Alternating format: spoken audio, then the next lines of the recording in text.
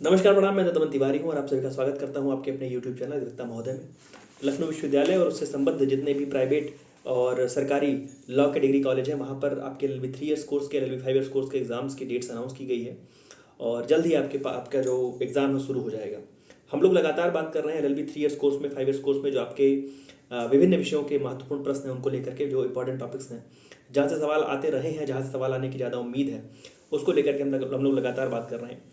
और आज के अपने इस वीडियो में हम बात करने वाले हैं LLB 3 ईयर्स कोर्स में फर्स्ट ईयर के सेकंड सेमेस्टर का जो आपका दूसरा पेपर है। पहला वीडियो हमने अपलोड किया है लॉ ऑफ टॉर्ट्स का।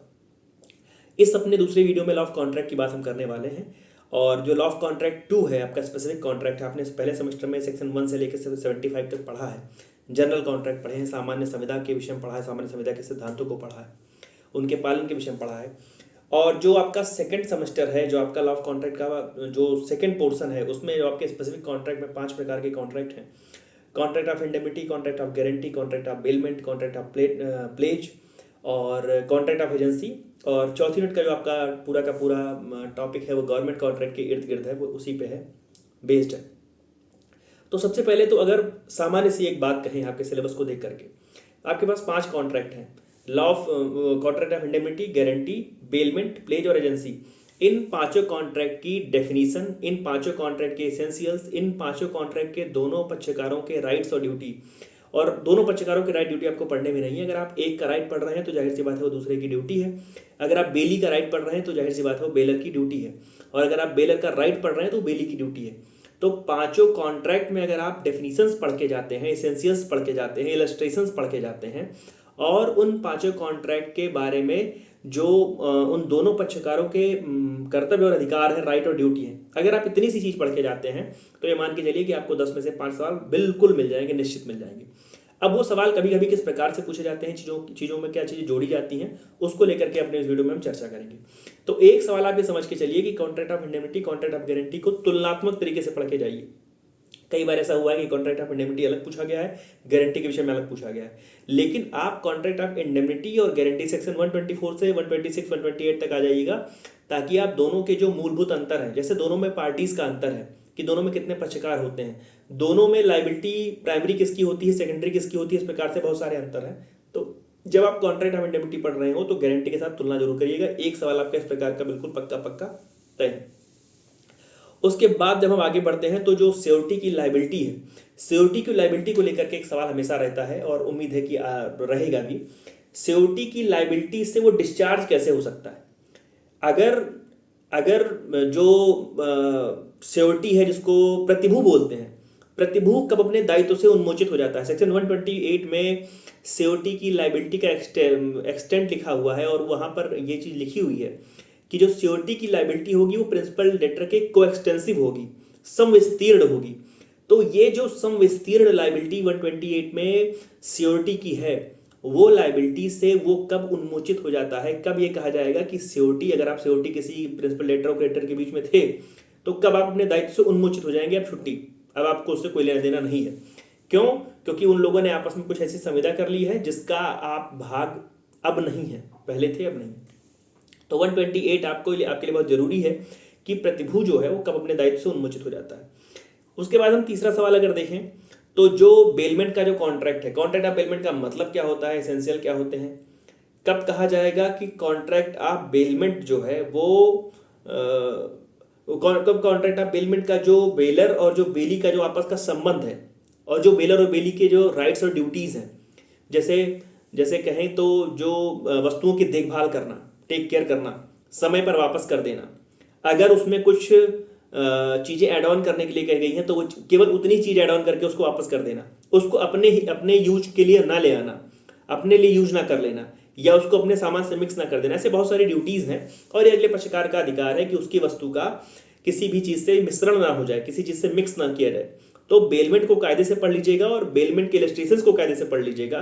साथ ही साथ आप बेलर और बेली के राइट्स ड्यूटीज को कायदे से देख के जाइएगा। सवाल बहुत बार बनता है। उसके बाद हम जब प्लेस की बात करते हैं तो प्लेस में भी वही चीज़ है, प्लेस की डेफिनेशन, प्लेस के जो एसेंशियल हैं, पाउंडर और पानी के राइट्स और ड्यूटीज, और place by non owner. Place by non owner का जो सवाल है कई बार पूछा जाता रहा है आपसे, तो प्लेस बाय नॉन ओनर भी जरूर देख लीजिएगा। जैसे एक बार मैं सवाल अगर देखूं जो प्लेज को लेकर के है, जैसे सवाल है कि goods can be placed by the owner only, केवल उसके जो वस्तु के मालिक के द्वारा उसको प्लेस किया जा सकता है, एक्सेप्ट इन सर्टेन सर्कमस्टांसेस। तो वो सर्टेन सर्कमस्टांसेस कौन सी हैं जिसमें जो प्लेज है वो उसके ओनर के बजाय किसी अन्य पक्षकार द्वारा किया जा सकता है। और उसके आगे चीज है कि discuss the cases in which the good can be placed bye non owners. तो प्लेज में थोड़ी सी ये चीज आपको एक्स्ट्रा पढ़नी है।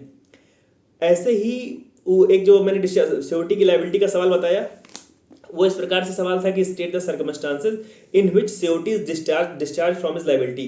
कौन सी ऐसी परिस्थितियां हैं जिसमें प्रतिभू जो है अपने दायित्व से उन्मोचित हो जाता है। बेली के जो ड्यूटी वाली बात करी हमने कि हु इज बेली। अच्छा, जब आप जिस समय बेलमेंट के बारे में पढ़ रहे हैं तो जब दोनों पक्षकारों को पढ़ते हैं तो बेलर की बेली की डेफिनेशन, और जिस समय आप प्लेस पढ़ रहे हैं तो वहां पर पॉनर और पॉनी की डेफिनेशन कायदे से पढ़ लीजिएगा। बाकी प्रिंसिपल डेटर या क्रिएटर की डेफिनेशन कभी नहीं ऐसी पूछी गई है।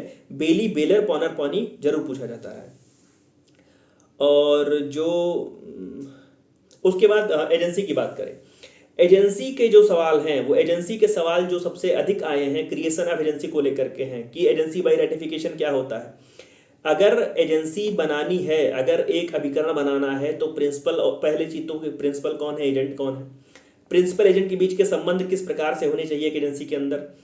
और यहीं पर एक चीज याद आ रही है, जो बेलमेंट वाली चीज है, जो बेलमेंट वाली चीज है, तो वहां पर एक चीज ये रहती है कि एक इलस्ट्रेशन रहता है कि अगर वो पत्नी के जेवर से पति कुछ व्यापार कर रहा है तो वो क्या, शायद पार्टनरशिप फर्म है, हाँ वो पार्टनरशिप में यहाँ नहीं है, सॉरी वो पार्टनरशिप में यहाँ नहीं है। एजेंसी पर हम लोग, एजेंसी की बात हम लोग कर रहे थे। तो एजेंसी में प्रिंसिपल का मतलब क्या होता है, प्रिंसिपल कौन होता है, एजेंट कौन होता है, प्रिंसिपल का जो प्रिंसिपल एजेंट के बीच का जो संबंध है किस प्रकार से है, एजेंसी कितने प्रकार से बनती है।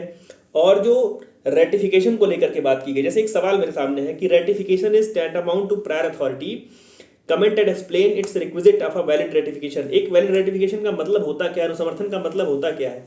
या एजेंसी को लेकर के सवाल है कि agency depends upon true nature of relationship, define and distinguish agency with other relationship with the help of relevant provisions and cases. और यही एजेंसी पर ही सवाल एजेंट की अथॉरिटी को लेकर के है कि what is authority of agent, what is the scope of implied authority of agent. तो आपको तो सबसे पहले एजेंसी का मतलब जानना है, प्रिंसिपल और एजेंट के पास, प्रिंसिपल और एजेंट के संबंध का जो परीक्षण है वो कैसे है, वो कब माना जाएगा कि हाँ कोई व्यक्ति एक एजेंट के तौर पर काम कर रहा है और किसी प्रिंसिपल के एजेंट के तौर पर काम कर रहा है। एजेंट को जो रेटिफाई किया जाएगा या एजेंट के काम को रेटिफिकेशन अगर मिल रही है तो किस प्रकार से मिलेगी, उसके क्या आवश्यक तत्व हैं, इस प्रकार से चीज़ों को थोड़ा सा और डेप्थ में जाकर के पढ़िएगा। उसके बाद जो आपके लिए अंतिम चीज एक जरूरी है, गवर्नमेंट कॉन्ट्रैक्ट का है। गवर्नमेंट कॉन्ट्रैक्ट का मतलब क्या होता है, आपको आर्टिकल 299 से पढ़ना है। गवर्नमेंट कॉन्ट्रैक्ट के एसेंशियल्स और जो सेक्शन 2H में इंडियन कॉन्ट्रैक्ट एक्ट में जो एसेंशियल्स हैं सामान्य संविदा के, उसमें क्या अंतर रहता है, क्या मूलभूत अंतर रहता है। गवर्नमेंट की लायबिलिटी की बात, गवर्नमेंट की लायबिलिटी कैसी होती है। और कुछ वर्षों में ये भी चीजें पूछी गई हैं कि can quasi contract be a ground in government contract, discuss with the relevant cases. तो जो गवर्नमेंट कॉन्ट्रैक्ट, जब आपने क्वासी कॉन्ट्रैक्ट 68 से 72 पढ़ा है, 68 से 72 पढ़ा है भारतीय संविधान अधिनियम में, तो क्या जो क्वासी कॉन्ट्रैक्ट है वैसी स्थिति गवर्नमेंट कॉन्ट्रैक्ट में भी उत्पन्न हो सकती है। क्या क्वासी कॉन्ट्रैक्ट के माध्यम से सरकारी संविदा गवर्नमेंट कॉन्ट्रैक्ट किया जा सकता है या नहीं, ये भी चीज आप देख लीजिएगा। तो आपको कुल मिलाकर के पांचों कॉन्ट्रैक्ट, जैसे मैंने बताया कि पांचों कॉन्ट्रैक्ट का जो आवश्यक तत्व है, मूलभूत तत्व है, उसको जो गठित करने के लिए आवश्यक तत्व हैं, और जो दोनों पक्षकार हैं उनके अधिकार और दायित्व, उनके बीच के जो आपसी संबंध हैं, उन सब चीज़ों को आपको देख के जाना है। और उसके साथ में जैसे प्लेज वाली बात हुई कि प्लेज बाय नॉन ओनर, और बेलमेंट में बेली और बेलर के राइट्स ड्यूटीज़ के साथ साथ एक आध सवाल जो कभी कभी आते रहे हैं आपके लिए ज़रूरी है, उसको एक बार देखते हैं हम लोग।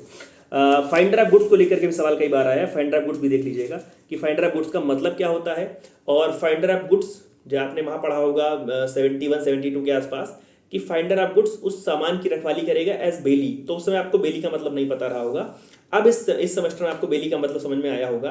तो फाइंडर ऑफ गुड्स की स्थिति क्या रहती है, फाइंडर ऑफ गुड्स मतलब किसी सामान को, किसी रास्ते में अगर कोई सामान को पड़ा पा रहा है तो उसकी स्थिति बेली जैसी हो जाती है। ये हम लोगों ने क्वासी कॉन्ट्रैक्ट में पढ़ा हुआ है। यहाँ पर हमको देखना है कि उस फाइंडर ऑफ गुड्स की, अब चूंकि बेली के बारे में कायदे से जान गए, बेलमेंट के बारे में कायदे जान गए, तो जो फाइंडर ऑफ गुड्स है उसकी स्थिति क्या रहेगी, इसको आप कायदे से देख लीजिए। एजेंट को लेकर के कभी कभी जो एजेंट के टाइप्स हैं, सब एजेंट है, डेल क्रेडर एजेंट है, तो जो एजेंट के तमाम प्रकार है, जैसे एक एक प्रिंसिपल है, एक एजेंट है। प्रिंसिपल ने एजेंट को काम अपना डेलीगेट किया है और एजेंट ने आगे किसी और व्यक्ति को अपना काम डेलीगेट कर दिया है। तो उसका मतलब क्या होता है, सब एजेंट का मतलब क्या होता है, इस प्रकार से चीज़ों को देख लीजिएगा। सिक्योरिटी की लायबिलिटी की बात हम लोगों ने करी। कंटिन्यूइंग गारंटी, गारंटी के प्रकार में एक सामान्य गारंटी, एक कंटिन्यूइंग गारंटी का एक आध बार छोटा जिक्र रहा है। तो जिस समय आप गारंटी पढ़ रहे हैं वो स्पेसिफिक गारंटी और कंटिन्यूइंग गारंटी। कंटिन्यूइंग गारंटी का मतलब कि अगर कोई व्यक्ति कह दे कि एक महीने में जो व्यक्ति, ये फला व्यक्ति जितनी बार सामान ले जा रहा है, तो वो उसकी गारंटी मेरी है, अगर नहीं चुका पाएगा तो मैं चुकाऊंगा, उसका जो परफॉर्मेंस है वो मैं करूंगा। और अगर किसी एक खास चीज़ के लिए कहा जाए कि फला तारीख को फला समय अगर ये व्यक्ति ये सामान ले जा रहा है, इसका अगर इसने मूल्य नहीं चुकाया तो वो मैं करूंगा। तो जो कंटिन्यूइंग गारंटी है, स्पेसिफिक गारंटी है, उसका आप अंतर जरूर पढ़ लीजिएगा, कायदे से देख लीजिएगा। बेलमेंट में हम लोगों ने बेली, बेलर वगैरह सब देखा। एक चीज और, लियन देख लीजिएगा कि लियन का मतलब, धारणाधिकार का मतलब क्या होता है, और जनरल लियन और पर्टिकुलर लियन में क्या अंतर है। कौन से ऐसे मामले हैं जिसमें आप जो लियन अपना एक्सरसाइज करेंगे। धारणाधिकार मतलब कि आपने टेलर को सूट दिया है सिलने के लिए, कपड़े दिए हैं सिलने के लिए, और आप समय पर पैसा नहीं दे पा रहे हैं, या अभी आपने पैसा नहीं दिया है, तो उसके पास उसको धारण करने का, धर लेने का, रखने का अधिकार है। तो किस स्थिति में आपका वही सामान रखा जाएगा पैसे के एवज में, और किस स्थिति में आपका कोई भी सामान रखा जा सकता है। तो वहां पर आपको देखना है कि बैंक आपका कौन सा सामान रख सकता है। 5-6 उसमें एग्जाम्पल है बैंक के बारे में, घाटपाल के बारे में, जो घाटों पर लोग काम करते हैं। पुराना चूंकि कॉन्ट्रैक्ट है वो पुराने समय का है, तो उस घाट वाट के विषय में है। जो ट्रांजिट सामान जाता है, बड़ी बड़ी नावों से सामान जाता है, वहाँ पर है कि वो आपका सामान रोक सकते हैं। तो जो लियन वाला राइट है उसको आप कायदे से पढ़ लीजिएगा बेलमेंट को पढ़ते समय। उसके बाद बेलमेंट में एक नॉन कॉन्ट्रेक्चुअल करके बेलमेंट है। बेलमेंट के उसमें आप इलस्ट्रेशन में पढ़िए तो एक नॉन कॉन्ट्रेक्चुअल बेलमेंट है कि अगर कोई व्यक्ति, किसी व्यक्ति के पास कोई सामान पहले से पड़ा हुआ है, तो बाद में वो बिना कॉन्ट्रैक्ट के उसको बेलमेंट के तौर पर ट्रीट कर सकता है। और प्लेज के बारे में हम लोगों ने कहा, पॉनर पॉनी के बारे में कहा। सवाल जैसे है कि what are the pawnee's right in case when a default is committed by the pawnor in payment of the date.